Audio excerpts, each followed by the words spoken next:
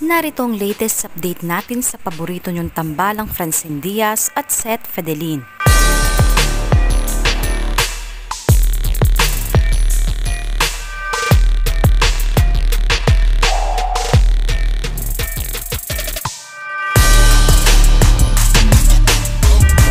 Present ang tambalang Francine Diaz at Seth Fedelin sa pre-show ng Fractured Episode 7 na pinangunahan ni Sean Tristan at Raven Rigor, at masayang nakipagkwentuhan ang Francette kasama ang ibang cast ng Fractured. Umpisa pa lang ay marami ng fans ang nakapansin na tila parang wala sa mood si Francine ngayong araw. May tampuhan nga ba sila ni Seth Fedelin ayon sa mga fans? O baka naman pagod lang si Francine sa sunod-sunod na trabaho at kakauwi lang galing Vietnam?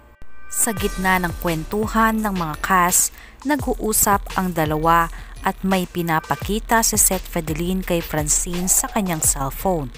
Mabilis na nakita ng mga fans na may chinecheck si Francine Diaz sa cellphone ni Seth Fedelin, at makikita sa video na biglang kinukuha ni Seth Fedelin ang kanyang cellphone, ngunit ayaw ibigay ni Francine sa kanya.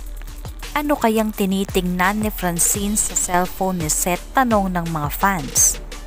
At habang nagsasalita si Francine ay di mapakali itong si Seth Fedelin.